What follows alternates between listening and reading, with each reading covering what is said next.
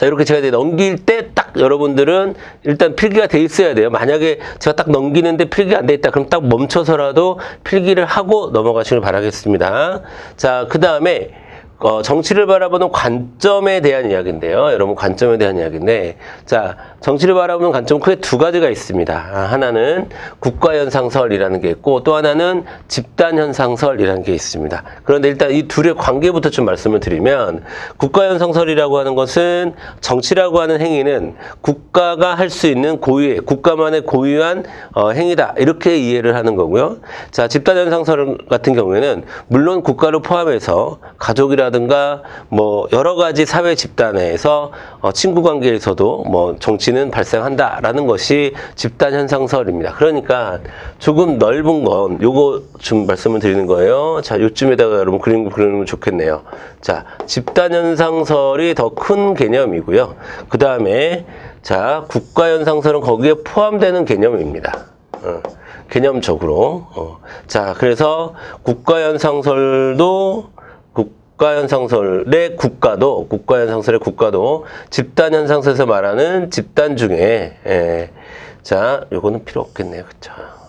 국가도 집단현상설에서 말하는 집단 중에 하나이므로 국가현상설도 역시 집단현상설의 일부로 볼 수가 있습니다. 되셨죠?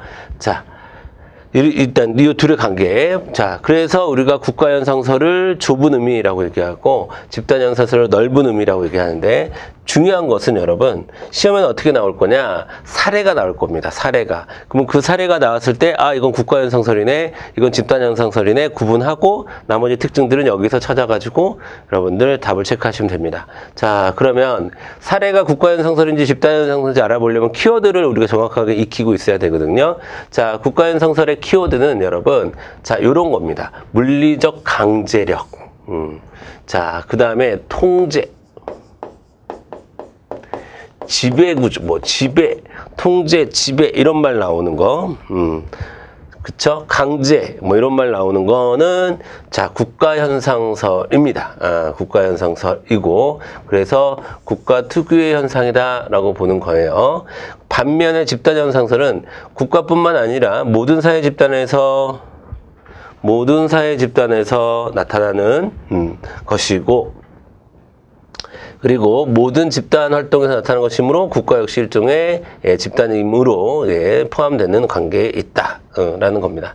되셨죠? 자, 그래서 국가현상설과 집단현상설 시험에는 거의 안 나옵니다. 만약 나오면 누구나 맞출 수 있는 문제가 될 거예요. 너무 쉬워서. 자, 국가현상설, 집단현상설 만약에 시험에 나오면, 자, 우리가 지금 개념적으로는 이렇게 된다고 그랬죠. 집단현상설, 국가현상설이 집단현상설에 포함되는 개념이다 라고 말씀은 드렸는데, 자, 일단 문제 풀 때는 각각의 좀 나눠가지고 어떤 게 집단이냐, 어떤 게 국가냐 이렇게 나눠서 푸시면 되겠고요.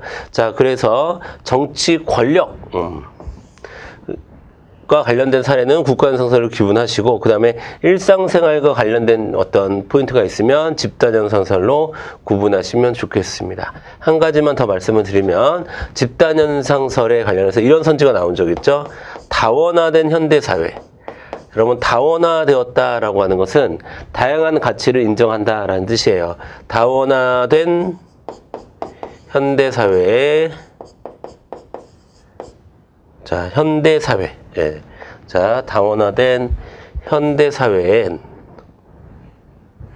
자, 다원화된 현대사회는요, 뭐가 좀 적합할까요? 집단현상설이 적합합니다. 상대적으로. 집단현상설로 정치를 이해하는 게 좀 더, 자, 적당하다. 요 정도까지만 챙겨두시면 될 것 같아요. 되셨죠? 자, 그 다음에